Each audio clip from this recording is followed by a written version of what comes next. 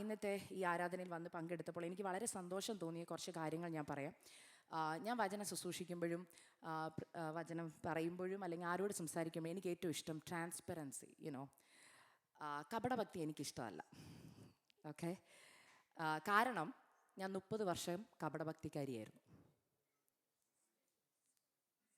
എന്താ നിങ്ങൾ സ്തോത്രം പറയാഞ്ഞ്? ഞാനൊരു പാസ്റ്ററുടെ മോളാണ്, IPCയിലെ പാസ്റ്ററുടെ മോളായിരുന്നു. എനിക്കിപ്പോൾ 37 വയസ്സുണ്ട്. 10 വയസ്സുള്ളപ്പോൾ രക്ഷിക്കപ്പെട്ടു, 11 വയസ്സുള്ളപ്പോൾ സ്നാനപ്പെട്ടു, അഭിഷേകമൊക്കെ പ്രാപിച്ചു. പാസ്റ്റർമാരുടെ മക്കളെക്കുറിച്ച് വിശ്വാസികൾക്കുള്ള എല്ലാ നല്ല അഭിപ്രായം എന്നെക്കുറിച്ചുണ്ടായിരുന്നു. നല്ല മോള്, നല്ല കൊച്ച്, വെള്ളം മാത്രമേ ഇടത്തുള്ളൂ, ചർച്ചയിൽ വരും, പാട്ടുപാടും, ബൈബിൾ വായിക്കും. പക്ഷേ 8 വർഷമായുള്ളൂ ഞാൻ യഥാർത്ഥമായിട്ട് മാനസാന്തരപ്പെട്ടിട്ട്. നിങ്ങൾക്ക് മനസ്സിലായി കാണും. അതുകൊണ്ട് കപടഭക്തി കണ്ടാൽ എനിക്കറിയാം. I was so happy because ഇന്ന് ഈ ചർച്ചയിൽ വന്നിരുന്നപ്പോൾ തൊട്ട് ഇവിടെ പാസ്റ്റർ പ്രാർത്ഥിച്ച പ്രാർത്ഥന എന്നെ ചലഞ്ച് ചെയ്തു. സാധാരണ പാസ്റ്റർമാർ ആരാധനയ്ക്ക് വേണ്ടി പ്രാർത്ഥിച്ച് തുടങ്ങും, നല്ല മെസ്സേജിന് വേണ്ടി പ്രാർത്ഥിക്കും. പാസ്റ്റർ പ്രാർത്ഥിച്ച്, കർത്താവേ, ഞാൻ ആദ്യമായിട്ട് പാസ്റ്ററെ പൊക്കി പറയുമല്ല കേട്ടോ, ഞാൻ പൊക്കി പറയുന്ന ആളെയല്ല, ഐ എം ബീങ് ട്രാൻസ്പെറൻറ്റ്. ഇന്ന് വരെ ഒരു ദൈവദാസന് മാനസാന്തരത്തിന് വേണ്ടി സഭയെ പ്രാർത്ഥിക്കാൻ ഞാൻ കേട്ടിട്ടില്ല. നിങ്ങളുടെ ദൈവദാസൻ പ്രാർത്ഥിക്കുക, കർത്താവേ മാനസാന്തരപ്പെടണമെന്ന്. And I'm so happy because ഇന്ന് സഭയിലാണ് മാനസാന്തരം പ്രസംഗിക്കേണ്ടത്, പുറത്തല്ല. മനസ്സിലായോ?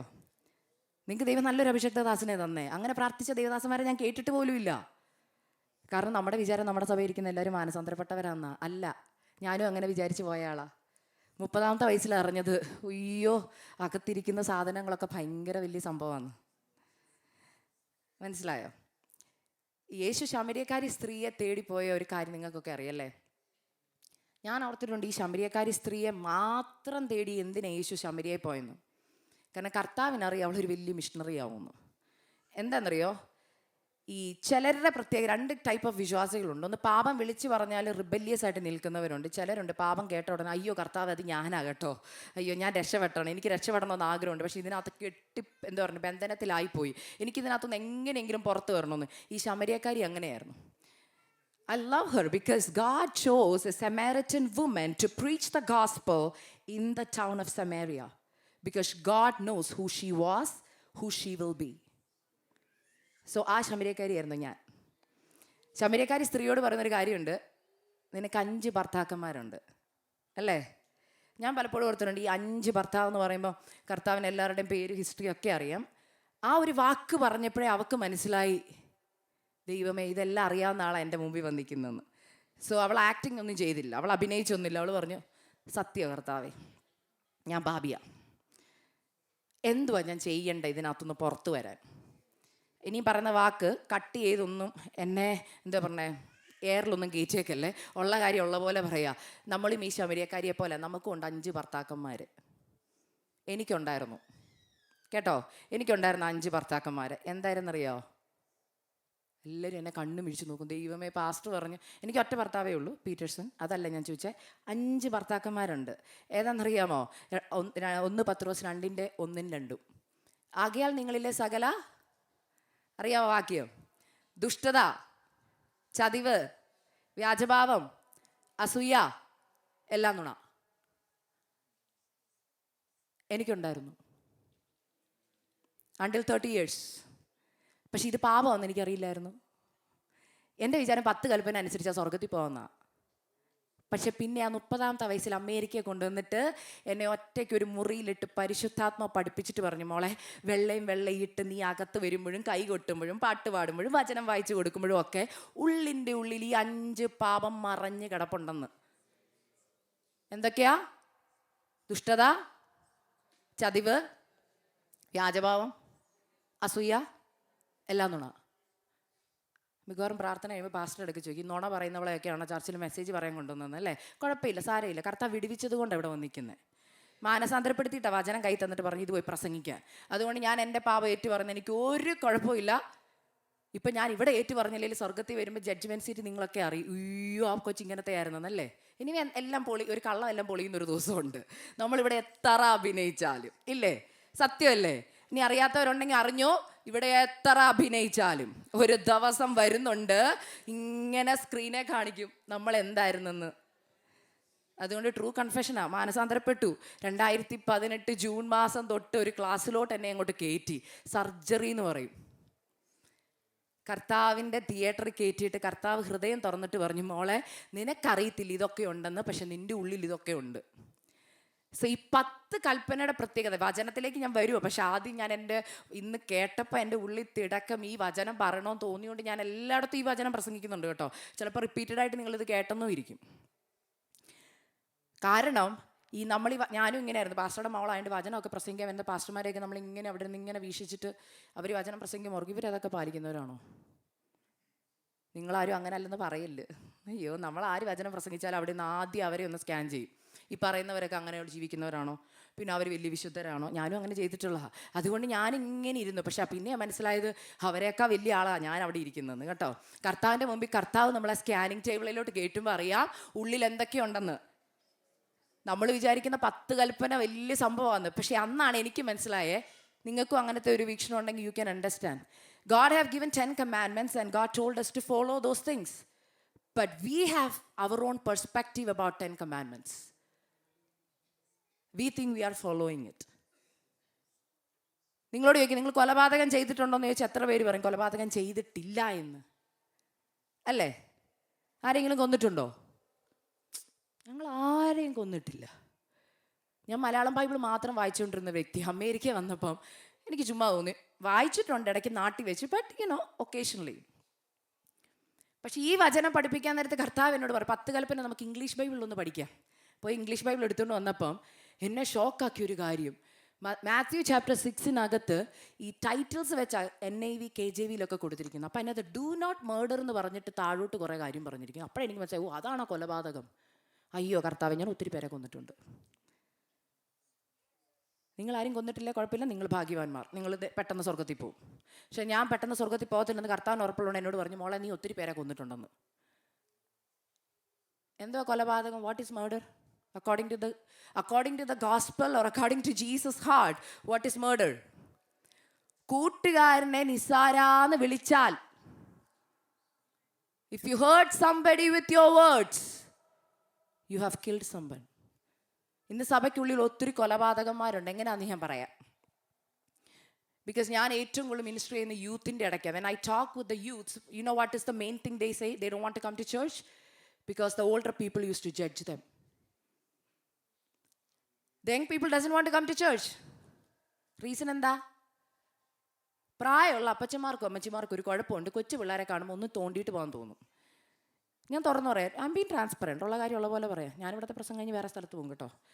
പിള്ളേരെന്തെങ്കിലും തെറ്റ് ചെയ്ത് കഴിഞ്ഞാൽ പിന്നെ ആരെങ്കിലും എന്തെങ്കിലും ആയിക്കോട്ടെ, നമ്മൾ അവരെ വാക്കുകൊണ്ടങ്ങ് ഹേർട്ട് ചെയ്യും. എന്തുവാ വാക്കുകൊണ്ട് ഹേർട്ട് ചെയ്യുന്നത്? ഇങ്ങനെയാണോ ബന്ധുക്കോസുകാർ, ഇങ്ങനെയാണോ ചെയ്യേണ്ടത്, ഇങ്ങനെയാണോ പറയേണ്ടത്, ഇങ്ങനെയൊന്നും സഭയ്ക്കുള്ളിൽ പറ്റത്തില്ല. അവരോട് സ്നേഹത്തിൽ പറയുന്നതിന് പകരം എന്ത് ചെയ്യുന്നറിയോ? നമ്മൾ വാക്കുകൊണ്ട് അവരെ വേദനിപ്പിക്കും. എത്രയോ കുഞ്ഞുങ്ങൾ സഭയിൽ നിന്ന് പിന്മാറിപ്പോയത് കാരണമായി തീർന്നിട്ടുണ്ടെന്നറിയോ? പിന്മാറിപ്പോയിട്ടുണ്ട്. അതുകൊണ്ട് വാക്കുകൊണ്ട് കൊല്ലുക, അവരുടെ ആത്മീയത കെടുത്തിക്കളയുക. വാക്കുകൊണ്ട് അവരെ ഹേർട്ട് ചെയ്യുമ്പോൾ എന്താ പറ്റുന്നതെന്നറിയോ? അവരുടെ ആത്മാവ്, അവർ പറയും എനിക്ക് കർത്താവിനെ വേണ്ട, ഞാൻ സ്വാതന്ത്ര്യമുള്ള ഇംഗ്ലീഷ് ചർച്ചിൽ പൊക്കോളാന്ന് പറയും. പക്ഷെ അവർക്ക് പിന്നെ ബിബിളിക്കൽ ടീച്ചിങ് കിട്ടുന്നില്ല പ്രോപ്പറായിട്ട്.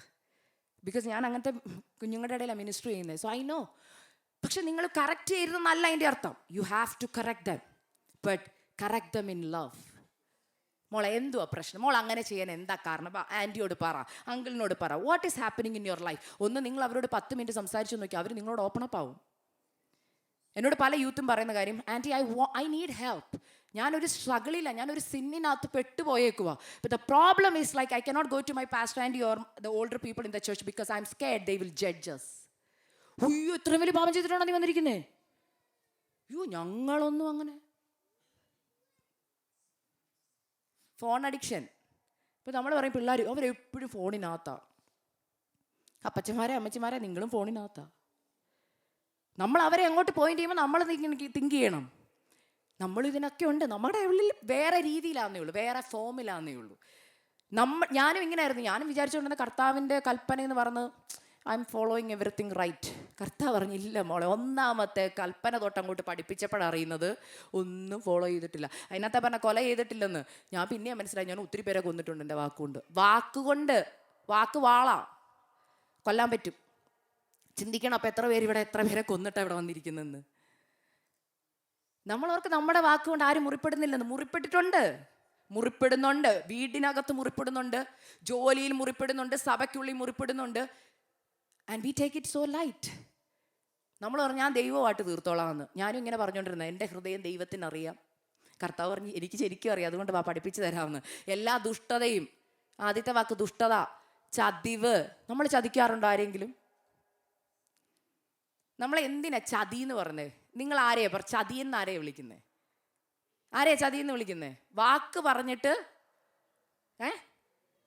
പറ അങ്ങളെ, ധൈര്യമായിട്ട് പറ.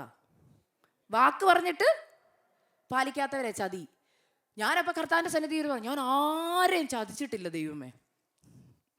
അപ്പോൾ പരിശുദ്ധാത്മാ സ്നേഹത്തിൽ പറഞ്ഞു, യെസ്, നീ നോക്കുമ്പോൾ നീ ആരെയും ചതിച്ചിട്ടില്ല, പക്ഷെ നീ ചതിച്ചത് എന്നെയാണ്.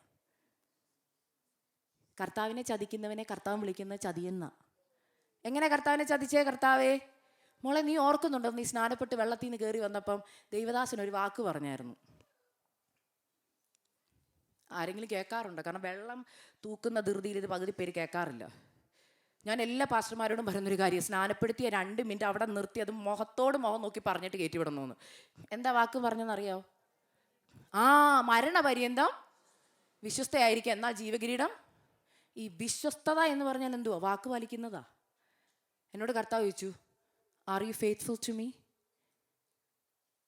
പ്രാർത്ഥനയിൽ വിശ്വസ്തയാണോ? വചനധ്യാനത്തിൽ വിശ്വസ്തയാണോ?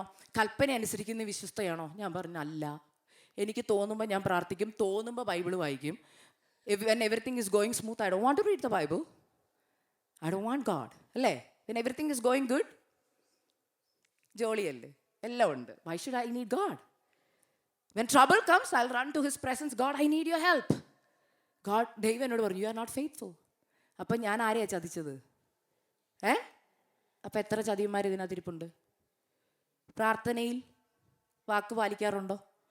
ജോലി കിട്ടുന്നതിന് മുമ്പൊക്കെ എത്ര വാക്ക് കർത്താവിന് കൊടുത്ത്, കർത്താവേ UK വിസ തന്ന് UK ചെന്ന് കഴിഞ്ഞാൽ എല്ലാ പ്രാർത്ഥനയ്ക്കും ഞാൻ പൊക്കോളാം. ആദ്യം കിട്ടുന്ന സാലറി മൊത്തം, ദൈവമേ പാസ്റ്റർ എല്ലാവരും എന്നെ കണ്ണുരുട്ടി കാണിക്കുന്നു കേട്ടോ. കർത്താവേ എനിക്ക് പ്രസംഗിക്കാനുള്ള കൃപ തരണേ. ഓക്കെ, ആദ്യത്തെ സാലറി ആർക്ക് കൊടുത്തോളാം? ഉറക്കെ പറ. എല്ലാവരും പറഞ്ഞിട്ടുണ്ടാവില്ല, ചിലരൊക്കെ ഇന്നത്തെ നേർന്നവരുണ്ടെന്ന്. ആദ്യത്തെ സാലറി മൊത്തം കർത്താവിൻ്റെ വേലയ്ക്കാ. ഇവിടെ വന്ന് ആദ്യത്തെ സാലറി ആദ്യമായിട്ട് കൈ കിട്ടിയപ്പോൾ 2 ലക്ഷം 3 ലക്ഷമൊക്കെ. എൻ്റെ കർത്താവേ, 3 കർത്താവിന് കൊടുക്കണോ? 10-1 പറഞ്ഞേ, അത് മതി കർത്താവ്, ഈ പ്രാവശ്യം ഒന്ന് അഡ്ജസ്റ്റ് ചെയ്ത് തരും, അടുത്ത മാസം മൊത്തം തന്നേക്കാം. അടുത്ത മാസം നോക്കിയപ്പം ഒരു കാറൊക്കെ കണ്ടു വെച്ചേക്കുക, ഒരു വീടിന് അഡ്വാൻസ് ഒക്കെ കൊടുത്തു. അപ്പോൾ കർത്താവ് അടുത്ത മാസം. അങ്ങനെ ഇപ്പോൾ കുറേ മാസവും കഴിഞ്ഞു, വർഷവും കഴിഞ്ഞു. പേര് ചതിയെന്നാണ് കേട്ടോ. എല്ലാ ചതിയന്മാരും മാനസാന്തരപ്പെട്ടോണം. ചതിയന്മാരെന്ന് പറയുമ്പം നമ്മളും ഉണ്ടേ. അതിന് മലയാളത്തിൽ ചതിച്ചിന്നാണോ എന്ന് എനിക്കറിയത്തില്ല. ഓക്കെ, എന്തായാലും എല്ലാവരും മാനസാന്തരപ്പെട്ടോണം. എനിക്കുണ്ടായിരുന്നു, അതുകൊണ്ട് എനിക്കതറിയാം. ഓക്കെ, വാക്ക് തന്നിട്ട് പാലിക്കാത്തവരെ ചതിയെന്ന് വിളിക്കുന്നത്. പിന്നെന്തോ അടുത്ത്? 3ാമത്തെ ഭർത്താവിൻ്റെ പേര് വ്യാജഭാവം. അയ്യോ, ഞാൻ പറയും പെന്തുക്കോസുകാർ അതിനകത്ത് മാസ്റ്റേഴ്സാ, PhD. നമ്മളെല്ലാം കാണിക്കുന്നത് എന്താണെന്നറിയോ? വ്യാജഭാവം ഇല്ലാത്തവരൊന്ന് കൈവയ്ക്കുക. ഞാൻ സിംറ്റംസ് പറയാം, ഉണ്ടെങ്കിൽ മാറിക്കോണം. എന്തൊക്കെയാണ് വ്യാജഭാവം? നമുക്ക് ചിലരോട് ഫോർഗീവ്നെസ് ഇല്ല. ഇന്ന് എനിക്ക് ഭയങ്കര സന്തോഷം തോന്നി, ഇന്ന് പാട്ട് ലീഡ് ചെയ്തപ്പോഴൊക്കെ പറഞ്ഞ് ഭയങ്കര സന്തോഷം തോന്നി. കാരണം അതൊക്കെ സഭയ്ക്കുള്ളിൽ പറയണമെന്ന്. കർത്താവ് നമ്മുടെ പാപങ്ങളെ എന്ത് ചെയ്തു? ക്ഷമിച്ചു തന്നു. കർത്താവ് നമ്മുടെ പാപത്തെ ക്ഷമിക്കാൻ നമ്മൾ ദൈവസന്നിധി ചെന്ന് കരയുമ്പോൾ നമ്മുടെ എക്സ്പെക്റ്റേഷൻ ഉണ്ട്, കർത്താവ് 100% എനിക്ക് എന്ത് ചെയ്തോണം. ഇപ്പം കർത്തൃമേശയുണ്ട്, നമ്മൾ എടുക്കാൻ പോവാ. അതിന് തൊട്ട് മുമ്പ് ദൈവദാസൻ പറയും, ദൈവത്തോടും മനുഷ്യരോടും, ഒന്നുകൂടെ പറഞ്ഞ ദൈവത്തോടും മനുഷ്യരോടും കുറ്റമറ്റ മനസാക്ഷി. നമ്മൾ പറയും, എൻ്റെ ഹൃദയം ദൈവത്തിനറിയും, ഞാനും ദൈവമായിട്ട്. എല്ലാ പെന്തക്കോസ്തരും പറഞ്ഞ വാക്കല്ലേ? ഞാൻ ദൈവവുമായിട്ട് എൻ്റെ ഹൃദയം എൻ്റെ കർത്താവിനറിയാം. അത് കർത്താവിനറിയാവുന്നതുകൊണ്ടാണ് കുഴപ്പം. ഇല്ലായിരുന്നേ കുഴപ്പമില്ലായിരുന്നു. കർത്താവിനറിയാം. കർത്താവ് പറയും, മോളെ മനുഷ്യരുമായിട്ട് കുറ്റമറ്റ മനസാക്ഷി ഇല്ല കേട്ടോ. ദൈവവുമായിട്ട് മാത്രമേ പറ കുറ്റമര മനസാക്ഷിയുള്ളൂ. എന്തുകൊണ്ട്? നമ്മുടെ വിചാരം ഞാനും ദൈവവുമായിട്ട് ഭയങ്കര ബന്ധമാണെന്നാ. പക്ഷെ മനുഷ്യരോട് ഏറ്റു പറയാതെ ദൈവസന്നിധി വന്ന് ഏറ്റു പറഞ്ഞാൽ കർത്താവ് ക്ഷമ തരുന്നില്ല. നമ്മുടെ വിചാരം നമ്മളെല്ലാം ഫൊർഗീവ്നെസ് കിട്ടിയവരാണെന്നാ. എന്നെ അന്ന് ആദ്യമായി പരിശുദ്ധാത്മാവ് മത്തായിയുടെ സുവിശേഷം 6-ാം അധ്യായം പഠിപ്പിക്കാൻ തുടങ്ങിയിരുന്നു. 10 കൽപ്പന, പുറപ്പാട് 21 ഇതും കൂടെ ഒരുമിച്ചിരുത്തി അങ്ങോട്ട് പഠിപ്പിച്ചപ്പം ഈ വ്യാജഭാവത്തിൻ്റെ ഒരു കൂട്ടുണ്ട്. വ്യാജഭാവം എവിടെ നിന്നാണ് വരുന്നത് പറഞ്ഞാൽ അൺഫോർഗിവ്നെസ്സിൽ നിന്നാണ്. അപ്പോഴാണ് എനിക്ക് മനസ്സിലായി എനിക്ക് അൺഫോർഗിവ്നെസ് ഉണ്ടെന്ന്. എനിക്ക് അൺഫോർഗിവ്നെസ് ഉണ്ടായിരുന്നെന്ന് അന്നാ ഞാൻ ജീവിതത്തിൽ ആദ്യമായിട്ട് മനസ്സിലാക്കിയത്. What is unforgiveness? ക്ഷമിക്കാൻ പറ്റത്തില്ല. എങ്ങനെ ക്ഷമ കൊടുക്കാൻ? ക്ഷമ ചോദിക്കാൻ നമുക്ക് എളുപ്പമാണ്, ക്ഷമ കൊടുക്കാൻ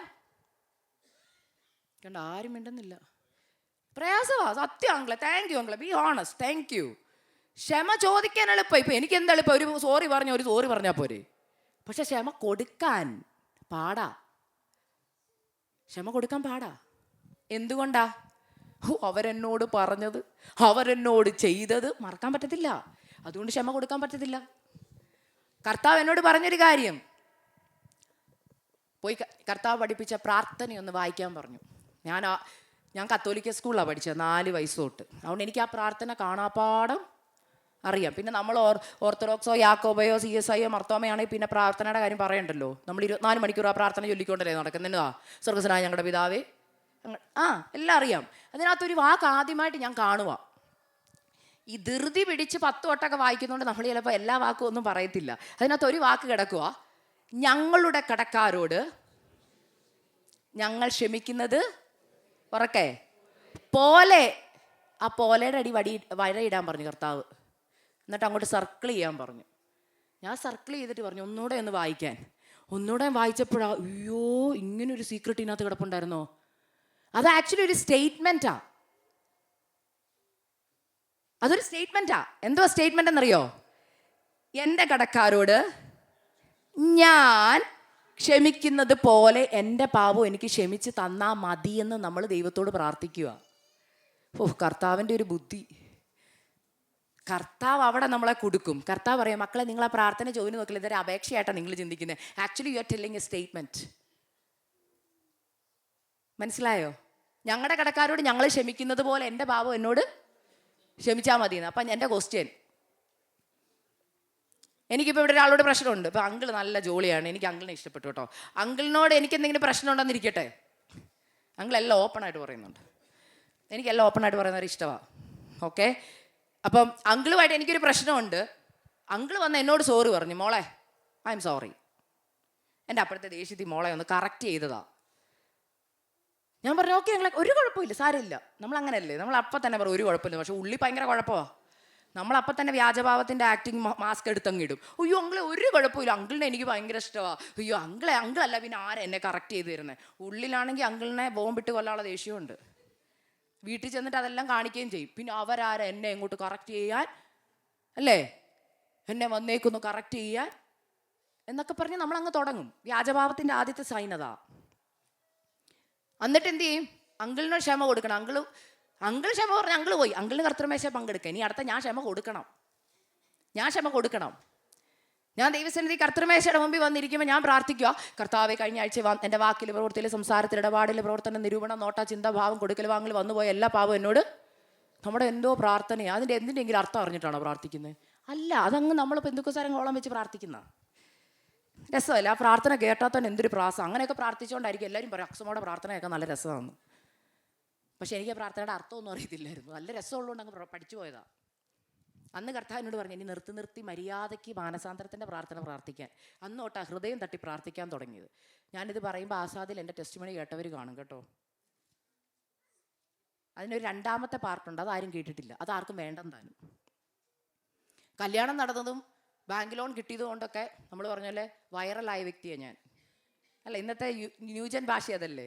ഭയങ്കര ടെസ്റ്റിമണി ഭയങ്കര വൈറലായി. പക്ഷെ അതിൻ്റെ 2ാമത്തെ പാർട്ടുണ്ട്, അതിന് വെറും കുറച്ച് വ്യൂവേ ഉള്ളൂ, 13K. എന്തുകൊണ്ടാണെന്നറിയോ? അത് മാനസാന്തരപ്പെട്ട ടെസ്റ്റിമണി ആയിരുന്നു. അത് ആർക്കും വേണ്ട. ഇതെന്നാ ബോറാ, അതങ്ങ് മാറ്റും. മറ്റേതോ അയ്യോ കൊച്ചിൻ്റെ കല്യാണം നടന്നു, ലോൺ കിട്ടിയോ, എനിക്ക് ആ ടെസ്റ്റിമണി കേട്ടപ്പോൾ ഭയങ്കര അനുഗ്രഹമായിരുന്നു. അതിൻ്റെ 2ാമത്തെ പാർട്ടാണ് എന്നെ അനുഗ്രഹിക്കപ്പെടുത്തിയത്. കല്യാണം നടത്തിയത് കൊണ്ടും ലോൺ അടച്ചത് കൊണ്ട് നിത്യത കിട്ടുമോ? അത് ഇവിടെ ജീവിക്കാം. നിത്യതയെ പോണേ മാനസാന്തരപ്പെടണമെന്ന്. അന്നാ കണ്ണു തുറന്നത്, അന്നാ യഥാർത്ഥമായിട്ട് മാനസാന്തരപ്പെട്ടത്. 2018 അമേരിക്കയെ കൊണ്ട് മാനസാന്തരപ്പെടുത്തിയപ്പോൾ പഠിപ്പിച്ച കാര്യമാണ് ഞാൻ നിങ്ങളോട് പറയുന്നത്. കർത്താവിനോട് പറഞ്ഞു ക്ഷമ കൊടുക്കാൻ പാടാ. ഞാൻ പറഞ്ഞു യെസ്, ക്ഷമ കൊടുക്കാൻ പാടാ. ഇപ്പം അങ്കിളിന് ക്ഷമ കൊടുക്കണം. ഞാൻ പറയുക 10% ഞാൻ അങ്കിളിനോട് ക്ഷമിക്കുന്നുള്ളൂ. 10% ക്ഷമിച്ചതിൻ്റെ കുഴപ്പം എന്താണെന്നറിയോ? ഞാൻ കർത്തൃമേശ എടുക്കാൻ വരുമ്പോൾ പ്രാർത്ഥിക്കുക. എന്തുവാ പ്രാർത്ഥിക്കുന്നത്? കർത്താവേ, ഞാൻ കർത്തൃമേശ എടുക്കാൻ പോവാ, എൻ്റെ എല്ലാ പാപവും എന്നോട് ക്ഷമിക്കണം. അപ്പം കർത്താവ് വെയിറ്റ്, ഞാൻ നോക്കട്ടെ നീ എത്ര പേരോട് ക്ഷമിച്ചെന്ന്. അപ്പോഴാണ് അങ്കിളിൻ്റെ പേര് വരുന്നത്. കുറേ പേരുണ്ടല്ലോ ലിസ്റ്റിൽ ഓൾറെഡി തന്നെ. ഞായറാഴ്ച തിങ്കൾ തൊട്ട് വെള്ളി വരെ ഭർത്താവുണ്ട്, അമ്മായിമ്മയുണ്ട്, അമ്മായിപ്പ എല്ലാവരുമായിട്ട് വഴക്കാണല്ലോ. എന്തെങ്കിലുമൊക്കെ കാര്യം കാണുമല്ലോ അല്ലേ? ജോലി കാണും, മക്കളോട് കാണും, ഇതൊക്കെ ഉണ്ട്. ലിസ്റ്റ് ഇങ്ങനെ കിടക്കും. അപ്പോഴാണ് അങ്കിളുടെ കാര്യം കർത്താവ് ഓർത്ത്. ഓക്കെ, ഇന്ന് അങ്കിളുടെ കാര്യം അമ്മായിമ്മയുടെ കാര്യം ഒക്കെ ഉണ്ട്, വരുവാ. അപ്പോൾ വരുമ്പോഴാണ് ഞാൻ ചോദിക്കുന്നത് ദൈവമേ എന്നോട് ക്ഷമിക്കണം. അപ്പോൾ കർത്താവ് വെയിറ്റ്, നീ എത്ര അങ്കിളിനോട് ക്ഷമിച്ചെന്ന് ഞാനൊന്ന് നോക്കട്ടെ. അപ്പോൾ 10%. അപ്പോൾ കർത്താവ് പറഞ്ഞു നിൻ്റെ പാപം ഞാനും 10%. അങ്ങനെ തന്നെയല്ലേ പ്രാർത്ഥന? എന്തെങ്കിലും തെറ്റുണ്ടോ? ഞാൻ വല്ലോ ദുരുപദേശം പഠിപ്പിക്കുന്നുണ്ടോ? ഉണ്ടോ? ഇല്ല, ഉള്ള കാര്യമാണ്. അന്നാ എനിക്ക് മനസ്സിലായത് അതാണ് അതിൻ്റെ യഥാർത്ഥ അർത്ഥമെന്ന്. 10% ക്ഷമിച്ചിരിക്കുന്നു. അപ്പോൾ കർത്താവ് മേളിൽ നിന്ന് നമ്മൾ ഇവിടെ ഇരുന്ന് കുറവൊക്കെ ഏറ്റു പറഞ്ഞ് പാസ്റ്റർ ഇവിടെ കർത്തൃമേശ എന്ന് പറയുമ്പോഴല്ലേ പെട്ടെന്ന് പ്രാർത്ഥിക്കുന്നത്. ആ പ്രാർത്ഥിക്കുന്ന പ്രാർത്ഥന കർത്താവ് ശരിക്കും എത്ര ശതമാനം എനിക്ക് ക്ഷമിച്ച് തന്നിരിക്കുന്നത്? 10%. പക്ഷെ നമ്മളിതറിയാതെ നമ്മൾ 100% അങ്ങ് നമ്മളാക്കിയെടുത്തിട്ട് എന്ത് ചെയ്യും? മേശയിൽ നിന്ന് കഴിക്കും. അവിടെ പറഞ്ഞിരിക്കുന്നത് ഇത് ഹേതുവായി അയോഗ്യമായി അപ്പത്തിൽ നിന്ന് കഴിക്കുകയും ഈ പാനപാത്രത്തിൽ നിന്ന് കുടിക്കുകയും ചെയ്യുന്നവനെല്ലാം കർത്താവിൻ്റെ ശരീരം സംബന്ധിച്ച് കുറ്റക്കാരാകും. ഇത് ഹേതുവായി നിങ്ങളിൽ പലരും രോഗികളും. യെസ്, പക്ഷെ നമ്മൾ കർത്തൃമേശ ലൈറ്റായിട്ട് കാണാൻ തുടങ്ങി. ഞാൻ അങ്ങനെ കണ്ടൊരു വ്യക്തിയാണ്, അതുകൊണ്ടാണ് പറയുന്നേ. കാരണം ചർച്ചിനകത്ത് പൊളിറ്റിക്സ് കളിക്കുന്നവരും ചർച്ചിനകത്ത് അടി ഉണ്ടാക്കുന്നവരും ഇത് കഴിക്കുന്നുണ്ട്. അവർക്കാർക്കും ഒരു കുഴപ്പമില്ലെന്ന് ഞാനും ചിന്തിച്ചു. അപ്പം ഞാനും ഓർത്ത് എൻ്റെ പാപമൊക്കെ കർത്താവ് എന്ത് ചെയ്യും? പിന്നെ ഞാൻ മനസ്സിലായതല്ല, ഇത് സീരിയസാ.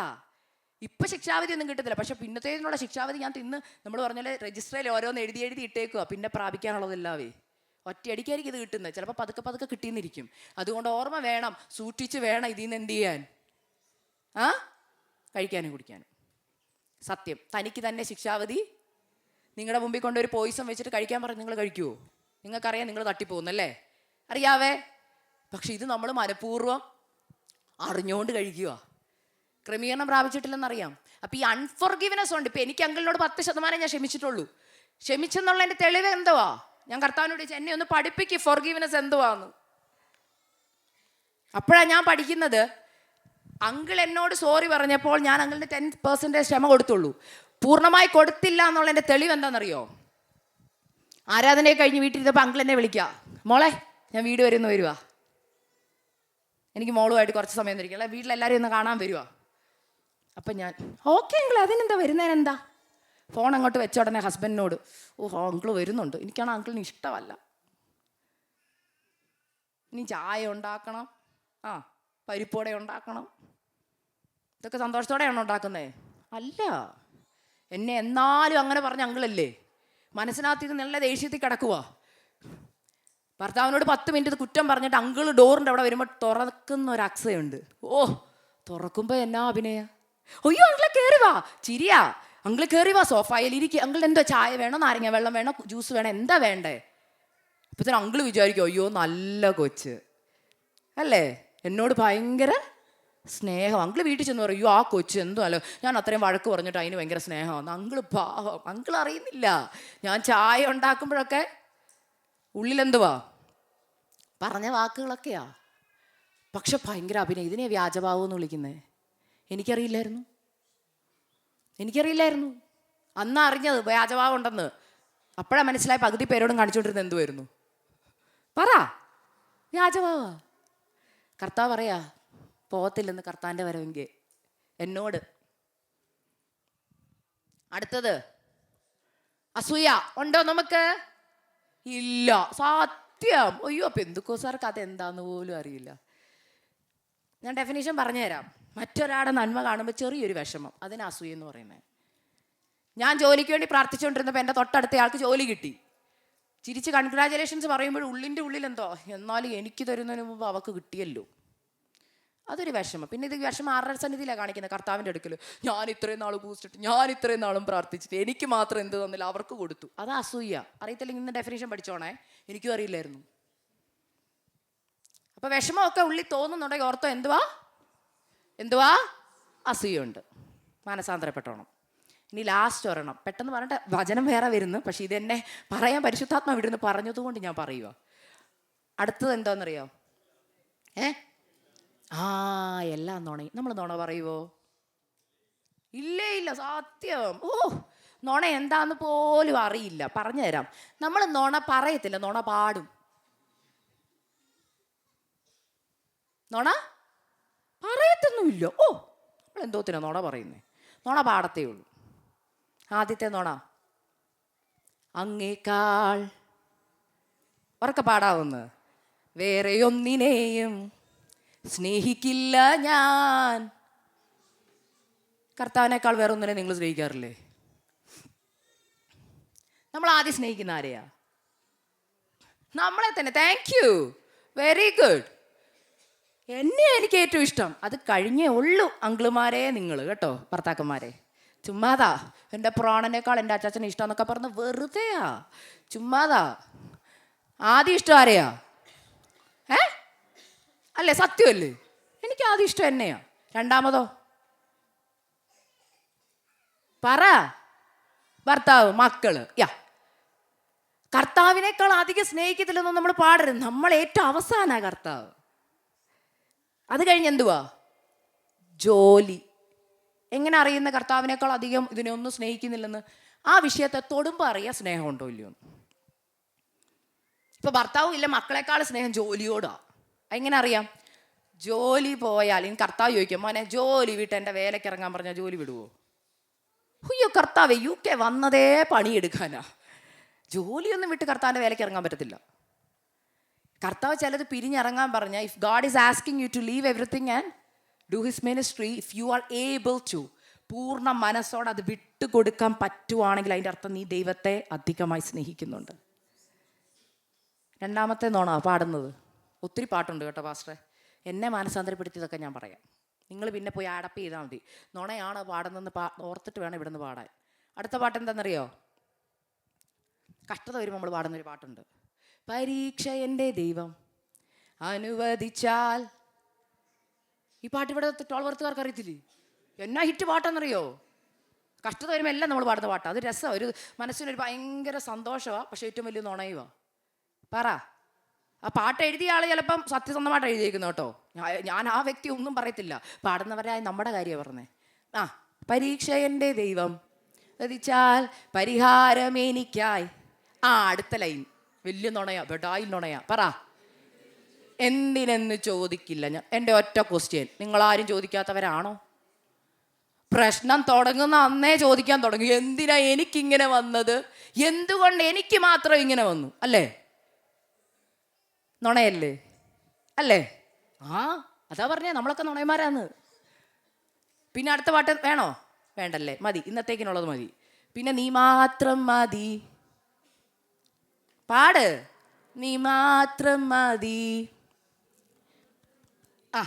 എനിക്ക് എൻ്റെ അപ്പ അറിയാം, ഓരോന്നിനെ അങ്ങോട്ട് കർത്താവൊന്ന് തൊട്ട് കാണിക്കണം. കർത്താവ് ചോദിക്കുക, ഭർത്താവ് ICU കിടക്കുമ്പോൾ നിനക്കിത് പാടാൻ പറ്റുമോ? മക്കളെ ഓരോന്നിനെ പിടിച്ചാൽ നിനക്കിത് പാടാൻ പറ്റും? ഈ പാട്ടൊക്കെ ഓരോ ഭക്തന്മാർ, പണ്ട് എഴുതിയ ഭക്തന്മാരുണ്ടല്ലോ, അവരൊക്കെ എഴുതിയപ്പോൾ ചിലപ്പം ഞാൻ കഴിഞ്ഞ ഇടയ്ക്ക് എനിക്ക് തോന്നുന്നു പേര് ചിലപ്പോൾ തരിക്കും, MS സാമുവേൽ എന്ന് പറഞ്ഞൊരു ദേവദാസൻ്റെ പാട്ട് ഞാൻ കേട്ടു. പുത്തനാം യെരൂശലേമിൽ എത്തും കാലം ഓർക്കുമ്പോൾ ഇത്തരയും ഖേദമെല്ലാം മാഞ്ഞു പോകുന്നത്. പിന്നെ കഷ്ടത പട്ടിണി ഇല്ലാത്ത നാട്ടിൽ ഞാൻ. അവരൊക്കെ പാടിയുണ്ടല്ലോ, അനുഭവത്തിൽ നിന്നും സത്യമായിട്ടും പാടിയതാ.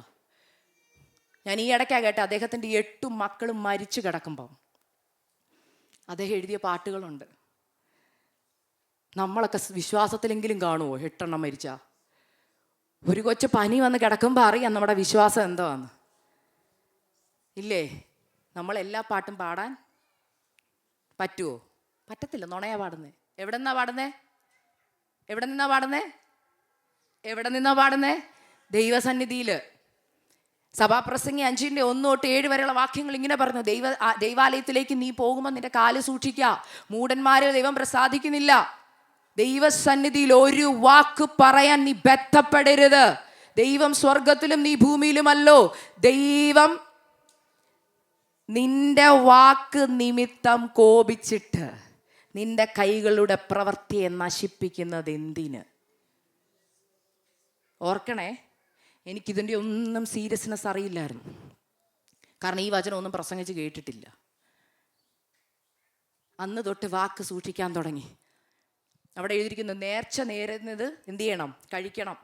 നേരാതിരിക്കുന്നത് പാപമാകില്ല, നേർന്നാൽ നിവർത്തിക്കണം.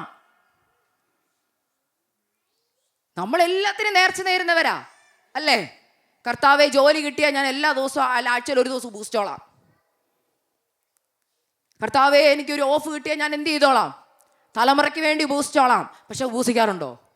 ഓഫ് വരുന്ന അന്നായിരിക്കും കല്യാണം മുടക്കണോ, കല്യാണത്തിന് ഫുഡ് മുടക്കണോ, തലമുറയ്ക്ക് വേണ്ടി പ്രാർത്ഥിക്കും. കൊച്ചിന് കുഴപ്പമൊന്നുമില്ല, അടുത്ത പ്രാവശ്യം ഉപൂസിക്കാം. ഞാനൊരു വലിയൊരു സത്യം പറയാം. പലരും എന്നെ വിളിച്ച് പ്രാർത്ഥനാ വിഷയങ്ങളൊക്കെ പറയുമ്പോൾ പ്രാർത്ഥിക്കുമ്പോൾ ഈ വാക്യം എനിക്ക് പരിശുദ്ധാത്മ ഓർമ്മപ്പെടുത്തി തന്നിട്ടുണ്ട് കേട്ടോ. നിങ്ങളെല്ലാ വഴിയും ട്രൈ ചെയ്തിട്ടുണ്ടാവും. ഉപവസിച്ച് നോക്കി, പ്രാർത്ഥിച്ചു നോക്കി, 40 ഇരുന്ന് നോക്കി, 21 നോക്കി, എന്നിട്ട് മറുപടി കിട്ടുന്നില്ലെങ്കിൽ ഇതാണ് അതിൻ്റെ സീക്രട്ട്. മറഞ്ഞു കിടക്കുന്ന, നമ്മൾ പറയത്തില്ലേ, ഇതായിരുന്നു കാരണം. പല ട്രീറ്റ്മെൻറ്റ് കഴിഞ്ഞിട്ടായിരിക്കും ചിലപ്പം കണ്ടുപിടിക്കുന്നത്. അതിലൊരു റീസൺ ഞാൻ പറഞ്ഞുതരാം. നമ്മൾ പെന്തക്കോസ്തുകാർക്ക് എപ്പോഴും നമ്മുടെ ജീവിതത്തിൽ എന്തൊരു പ്രാർത്ഥനയ്ക്ക് തടസ്സം വന്നാലും പ്രശ്നം വന്നാലും നമ്മൾ പറയുന്ന പേരാരെയാ കുറ്റം പറയുന്നത്? പിശാചിൻ്റെ പോരാട്ടം. എല്ലാം പിശാചിൻ്റെ പോരാട്ടം അല്ല കേട്ടോ. Not everything is from Satan. ദൈവം കൂടെ അനുവദിക്കണം നമ്മളെ പിശാച് പോരാടണമെങ്കിൽ. പക്ഷെ എൻ്റെ അടുത്ത ക്വസ്റ്റ്യൻ, ദൈവമാണ് നിങ്ങൾക്ക് തടസ്സമെങ്കിൽ ആ വഴി വേറെ ആർക്കെങ്കിലും ഓപ്പൺ ചെയ്യാൻ പറ്റുമോ? ആ വാക്യം സഭാപ്രസംഗി 5:1-7 വരെയുള്ള വാക്യങ്ങൾ നിങ്ങൾ നോക്കിയാൽ അതിനകത്ത് എഴുതിയിട്ടുണ്ട്, ദൈവം നിന്റെ വാക്ക് നിമിത്തം കോപിച്ചിട്ട്. ആ വാക്യം ഒന്ന് വായിക്കാമോ?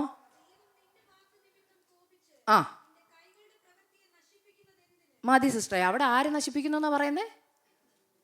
ഒന്നുകൂടെ പറഞ്ഞേ. ദൈവം നിന്റെ പ്രവൃത്തിയെ നശിപ്പിക്കൂ. ഇങ്ങനൊരു വാക്യം നിങ്ങൾ ആരെങ്കിലും കണ്ടിട്ടുണ്ടോ ഇതിനു മുമ്പ്? ഞാൻ ആദ്യമായിട്ട് ഈ വാക്യം വായിച്ചപ്പോഴാണ് മനസ്സിലാവും, അയ്യോ, ദൈവം നമ്മുടെ കൈകളുടെ പ്രവൃത്തിയെ നശിപ്പിക്കുമോ? നിങ്ങളുടെ കൈകളുടെ പ്രവൃത്തി എന്തുവോ? നിങ്ങളുടെ ജോലിയാവാം അല്ലേ, അധ്വാന ഫലമാകാം, തലമുറ, എല്ലാം നിങ്ങളുടെ കൈകളുടെ പ്രവൃത്തിയാ.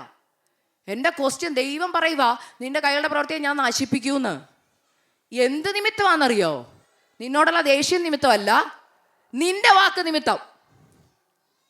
കർത്താവ് പറയാം, ഞാനിവിടെ അടങ്ങിയിരിക്കുക സ്വർഗത്തിൽ നിനക്ക് നന്മകൾ തരാൻ. അപ്പോഴാണ്ട് ഒരു നേർച്ചയൊക്കെ നേരുന്നു. എപ്പോഴാണെന്നറിയോ? ആണ്ടർദിയോത്തിന്. കർത്താവെ, ഈ വർഷം ആയുസ്സും ആരോഗ്യം തന്നാ ഞാൻ ട്രാക്റ്റ് കൊടുത്തോളാം, ഞാൻ ബൈബിൾ മൊത്തം വായിച്ച് തീർത്തോളാം, ഞാൻ ഉപൂസിച്ചോളാം, ഞാൻ പ്രാർത്ഥിച്ചോളാം. പിന്നെ നമ്മൾ മറന്നു. ജാനുവരിയിലൊക്കെ ഭയങ്കര ഉണർവായിരുന്നു. ഫെബ്രുവരി മാർച്ചൊക്കെ ആയപ്പോൾ ഉണർവൊക്കെ പോയി. പിന്നെ ഇത് മറന്നുപോയി. ഇത് പിന്നെ മറന്നേ പോയി ആ നേർച്ച.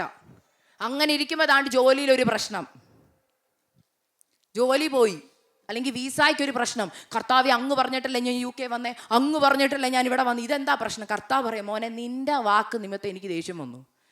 കാരണം നീ കാണുന്നതിനെല്ലാം എന്ത് ചെയ്യുക? നേർച്ച നേരുക. പക്ഷേ എന്ത് ചെയ്യുന്നില്ല? പാലിക്കുന്നില്ല. ഞാൻ ചോദിക്കട്ടെ, നമുക്ക് ദൈവഭയം ഉണ്ടോ? ശരിക്കും നമുക്ക് ദൈവഭയം ഉണ്ടോ? നിങ്ങൾ തന്നെ നിങ്ങളോട് ചോദിക്കും. ഞാൻ പറഞ്ഞു, ഞാൻ ആരെയും ജഡ്ജ് ചെയ്യാൻ വന്ന ആളല്ല, ഞാൻ എന്നെ പഠിപ്പിച്ചതാണ് നിങ്ങളോട് പറയുന്നത്. ശരിക്കും നമുക്ക് ദൈവഭയം ഉണ്ടോ? ഇല്ല. നമുക്ക് ദൈവത്തെ ഭയമില്ല. പക്ഷെ നമുക്ക് പോലീസിനെ ഭയമുണ്ട്, കോർട്ടിനെ ഭയമുണ്ട്, ഇല്ലേ? കോടതി നിങ്ങളെ ഇപ്പോൾ ഡ്രൈവിങ്ങിന്, ഇവിടുത്തെ എനിക്ക് ലോ അറിയത്തില്ല, മേ ബി തെറ്റായിരിക്കും. ഞാൻ US ഇത് വെച്ച് പറയുക, പോലീസ് പിടിച്ചു, സ്പീഡിങ്ങിന് പിടിച്ചു, $500 അല്ലെങ്കിൽ $100 നമ്മൾ നാട്ടിൽ പറഞ്ഞ പെറ്റി അടിച്ചു. നാളെ രാവിലെ 10 മണിക്ക് കോർട്ടിൽ അത് ഹാജരാക്കണമെന്ന് പറഞ്ഞാൽ രാവിലെ പനിയല്ല, തല പൊങ്ങാൻ പറ്റിയില്ലേലും ഇഴഞ്ഞാണെങ്കിൽ എവിടെ പോവും? കോർട്ടിൽ പോവും. കർത്താവ്, ഞാൻ ഒരു ആരാധന പോലും മുടക്കത്തില്ലെന്ന് നേർച്ച നേർന്നിട്ട് രാവിലെ പനി വന്നാൽ പറയും, കർത്താവ്, അങ്ങക്ക് എൻ്റെ അവസ്ഥ അറിയാലോ, ഞാനിപ്പോൾ വരുന്നില്ല, ഇന്ന് ഉപവസിക്കേണ്ടതാ. കർത്താവ്, ഇന്ന് എനിക്ക് ഉപവസിക്കാൻ ഒരു മൂഡില്ല, നാളെ ഉപവസിക്കാം. ഇന്ന് അമ്മ ബിരിയാണി ഉണ്ടാക്കിയിട്ടുണ്ടേ, നാളെ ഞാൻ എന്ത് ചെയ്തോളാം? ഉപവസിച്ചോളാം. അപ്പം നമ്മൾ നമ്മുടെ ഇഷ്ടത്തിന് വാക്കൊക്കെ മാറ്റും. ആ വാക്യത്തിൻ്റെ അവസാനം ഒരു ഭാഗം എഴുതിയിട്ടുണ്ട്, നീയോ ഉറക്ക വായിച്ച സിസ്റ്ററെ, നീയോ ദൈവത്തെ ഭയപ്പെടുക. ഇപ്പൊ നമുക്ക് ദൈവഭയം ഇല്ല. നമ്മൾ വെറുതെ വാക്ക് കൊടുക്കും. നമ്മൾ ഉപസിച്ചോളാന്ന് വാക്ക്, പ്രാർത്ഥിച്ചോളാന്ന് വാക്ക്, ഇതൊക്കെ അങ്ങ് വാക്ക് കൊടുക്കുക. പക്ഷെ കർത്താവ് പറയും, മോളെ, നിന്റെ വാക്ക് നിമിത്തം ഞാൻ കോപിച്ചാൽ നിന്റെ കൈകളുടെ പ്രവൃത്തിയെ ഞാൻ അങ്ങ് നശിപ്പിക്കൂന്ന്. അതുകൊണ്ട് ചിലതൊക്കെ നടക്കാതിരിക്കുന്നു. എത്ര ശ്രമിച്ചിട്ട് നടക്കാതിരിക്കുന്നുണ്ടെങ്കിൽ ഓർത്തോ, ആരാ എതിര്? ദൈവം എതിരാണെങ്കിൽ പാസ്റ്റർ അല്ല, അമേരിക്കയിൽ നിന്നും കേരളത്തിൽ നിന്നുള്ള എല്ലാ ദൈവദാസന്മാരും വന്ന് നിങ്ങളുടെ തലയെ കൈവച്ചാലും വല്ലതും നടക്കുമോ? ആരാ എതിര്? ആരാ എതിര്? ഇതൊക്കെ നിങ്ങളുടെ ബൈബിളിലുള്ളതാണ്. ഞാൻ ഒന്നും കൂട്ടി പറയുന്നില്ല, നിങ്ങൾ തന്നെ നോക്കിക്കൂ. അപ്പോൾ സഭാപ്രസംഗി 5:1-7 വരെയുള്ള വാക്യം വായിര്. ഇതാരാ എഴുതിയ സഭാപ്രസംഗി? എന്തുകൊണ്ടായിരിക്കും ശലോമോൻ ഇത് എഴുതിയത്? പുള്ളി ഒത്തിരി വാക്ക് ദൈവത്തിന് കൊടുത്തതാ. എപ്പോഴാണെന്നറിയാമോ? എപ്പോഴാ കൊടുത്തേ? ജ്ഞാനം ചോദിച്ചത് ഓർമ്മയുണ്ടോ? ജ്ഞാനമൊക്കെ കിട്ടിയപ്പോൾ ദൈവത്തിന് വാക്ക് കൊടുത്തു. ഞാൻ വേറെ ജാതികളിൽ നിന്നൊന്നും ഭാര്യമാരെ എന്ത് ചെയ്യത്തില്ല, ഞാൻ ദൈവം പറയുന്നതൊക്കെ അനുസരിച്ചോളാന്ന് വാക്ക് കൊടുത്തു. വാക്ക് കൊടുത്തിട്ട് ആദ്യം പോയി കെട്ടിക്കൊണ്ട് വന്ന ആരെയാ? ഫറവോന്റെ പുത്രിയെ. വാക്ക് മാറ്റി. കർത്താവിന് വേണ്ടി ഇറങ്ങിയപ്പോൾ ഭയങ്കര വാക്ക് കൊടുപ്പായിരുന്നു. സത്യസന്ധമായിട്ട് വാക്ക് കൊടുത്തു. കർത്താവെ, ഇന്ന് തൊട്ട് ഞാൻ അങ്ങയ്ക്ക് വേണ്ടി ജീവിച്ചോളാം, അങ്ങ് പറയുന്നത് അനുസരിച്ചോളാം. പക്ഷെ കാലം കഴിഞ്ഞു പോയപ്പോൾ എന്ത് പറ്റി? വാക്ക് കൊടുത്തതൊക്കെ താൻ തന്നെ തൻ്റെ സാഹചര്യം അനുസരിച്ച് മാറ്റാൻ തുടങ്ങി. മാറ്റിയപ്പോൾ ശലോമോൻ നേടിയെടുത്തതിലെല്ലാം ദൈവത്തിൻ്റെ കൈഭാരമാകാൻ തുടങ്ങി. എങ്ങനെയായിരുന്നു അവസാനം? ദൈവം നശിപ്പിച്ചോ? നശിപ്പിച്ചോ? നശിപ്പിച്ചു. നശിപ്പിച്ചു. ഈ നാശം നമ്മളിൽ വരാതിരിക്കാൻ പരിശുദ്ധാത്മാവെന്ന് ബുദ്ധി ഉപദേശിക്കുക. നേരാതിരിക്കുന്നത് പാപമാകയില്ല, എന്നാൽ നേർന്നാൽ നിവർത്തിച്ചോണം. അവിടെ എഴുതിയിരിക്കുന്നു, നീയോ ദൈവത്തെ ഭയപ്പെടുക. വന്ന് വന്ന് നമ്മളിൽ നിന്ന് ദൈവഭയം പോയി. അവിടെ പറയുക, അബദ്ധവശാൽ വന്നു പോയെന്ന് ദൂതന്റെ മുമ്പിൽ പറയരുതെന്ന്. നമ്മുടെ തൊട്ട് മുമ്പിൽ ദൂതന്മാർ നിൽപ്പുണ്ട്. അതറിയാമോ? ഒരാൾക്ക് കുറഞ്ഞ എത്ര ദൂതന്മാരുണ്ട്? കുറഞ്ഞത് 2 പേരുണ്ട്. ഈ ദൂതന്മാർക്ക് വേറൊരു ജോലിയും കൂടെ ഉണ്ടെന്ന് ഞാൻ അങ്ങ് വിശ്വസിക്കുക. ബൈബിളിലില്ല. എന്നെ ആരും ക്രോസ് വിസ്താരം ചെയ്യരുത്. തെറ്റാണ്, എന്നെ വന്ന് തിരുത്തിക്കോണം കേട്ടോ. നിങ്ങൾക്ക് സ്വാതന്ത്ര്യമുണ്ട് എന്നെ വന്ന് തിരുത്താൻ. ഞാൻ എല്ലാവരുടെയും കറക്ഷൻ സ്വീകരിക്കുന്ന ഒരാളാണ്. ഞാൻ വിശ്വസിക്കുന്ന ഒരു കാര്യം, നമ്മൾ പറയുന്ന ഓരോ വാക്കിനും കണക്ക് കൊടുക്കണമെങ്കിൽ ഞാൻ വിശ്വസിക്കുന്നു, ഒരു ദൂത ഫ്രണ്ട് നിൽക്കുക റെക്കോർഡ് ബുക്കുമായിട്ട് ഓരോ വാക്ക് എഴുതിയെടുത്തോണ്ടിരിക്കുക. അങ്ങോട്ട് ഇവിടുന്ന് പ്രാർത്ഥിക്കുമ്പോൾ നമുക്ക് ഈ ഇമോഷൻ വരുമ്പോൾ നമ്മൾ നേർച്ച നേരും. കർത്താവേ, അങ്ങടെ വേല ഞാൻ ചെയ്തോളാം എന്നൊക്കെ. ഇതൊക്കെ എഴുതി വെച്ചേക്കുക റെക്കോർഡിൽ. റെക്കോർഡ് വൈകുന്നേരം ആകുമ്പോൾ സ്വർഗത്തിൽ ചെല്ലും. ഇതാണ്ട് സബ്മിറ്റ് ചെയ്യുന്നു കർത്താവ് ഇതൊക്കെ ഇരുന്നങ്ങ് നോക്കുക. അപ്പോൾ കിടക്കുന്നു നേർച്ചകൾ. 100 നേർച്ച കിടപ്പുണ്ട്. കർത്താവ് എന്നിട്ട് ഇതിനകത്ത് എത്ര എണ്ണം ഇവള് പാലിച്ചു? ഒന്നും പാലിച്ചിട്ടില്ല. അങ്ങനെ കർത്താവ് അങ്ങ് വിടൂന്നും വിചാരിക്കരുത്. ഒരു പിടുത്തം ഒരു ദിവസം പിടിക്കും. എന്നിട്ട് നമ്മൾ ഇരിക്കും. മനസ്സിലാകുന്നുണ്ടോ? അപ്പം നമ്മൾ ഉപവസിക്കും, അപ്പം നമ്മൾ പ്രാർത്ഥിക്കും. ആ സമയത്ത് അറിയാൻ പറ്റും നമ്മൾ എന്തൊക്കെ ദൈവസന്നിധി നേർന്നെന്ന്. So do not do any vows in the presence of the Lord. If you do it, make sure that you fulfil it. If not, do not say any single word and say that it was an accident, അറിയാതെ പറഞ്ഞു പോയതാണ്. അവിടെ പറയുക, അബദ്ധവശം വന്നു പോയെന്ന് ദൂതൻ്റെ മുമ്പിൽ പറയരുതെന്ന്. ദൈവസ്വർഗത്തിൽ നീ ഭൂമിയിലുവാ. നിന്റെ വാക്കിനെ എന്ത് ചെയ്യണം? സൂക്ഷിക്കണം. അതുകൊണ്ടാണ് പറഞ്ഞ, പാട്ട് പാടുമ്പം പാട്ടുകാർ പാടിക്കോട്ടെ, നമ്മൾ മൗനമായിട്ടിരുന്നാൽ മതി. ചില വരികളൊന്നും പാടാതിരിക്കുന്ന നല്ലത്. ചുമ്മാ കയറി സമർപ്പണത്തിൻ്റെ ഗാനമൊക്കെ പാടുമ്പോൾ സൂക്ഷിച്ച് പാടണേ, ഹൃദയം തട്ടിപ്പാടണേ. നമ്മളറിയാതെ പല പാട്ടുകൾ പാടും ഇല്ലേ? കഷ്ടതയുടെ പാട്ടൊക്കെ പാടുമ്പോൾ സൂക്ഷിക്കണം. ഓർമ്മ വേണം എന്തുവാ പാടുന്നത് എന്ന് വെച്ച് നാളെ തൊട്ട് ആരും മൗനമായിരിക്കണം. പാട്ട് സെലക്ട് ചെയ്യുമ്പോൾ ഓർത്തോണം, ഇന്ന പാട്ട് ഞങ്ങളുടെ ആഗ്രഹമാണ്. ഞാൻ ചില പാട്ട് പാടും. ഇപ്പോൾ എക്സാമ്പിൾ, അങ്ങേക്കാൾ വേറൊന്നിനെയും സ്നേഹിക്കില്ല ഞാൻ യേശുവേ എന്ന് പാടുന്നത് ഞാൻ പറയും, കർത്താവ് എൻ്റെ ആഗ്രഹമുണ്ട്. അങ്ങനെ പറഞ്ഞിട്ടാണ് ഞാൻ ആ ലൈൻ പാടുന്നേ. മനസ്സിലായോ? നീ മാത്രം മതി യേശുവേ. കർത്താവേ, എനിക്ക് ആഗ്രഹമുണ്ടപ്പാ, അങ്ങ് മാത്രം മതി എന്ന് പറയുന്ന ഒരു ലെവലിലേക്ക് എന്നെ കൊണ്ടുവരണം. ഈ പാട്ടുകാരൊക്കെ കഷ്ടതയിൽ ഈ പാട്ട് പാടുമ്പം അവരവരുടെ അനുഭവത്തിൽ നിന്നാണ് പാടുന്നത്. നമ്മൾ കൂടെ പാടുക, പക്ഷെ പാടുന്ന മൊത്തം നുണയാ. ഓക്കെ, ഞാൻ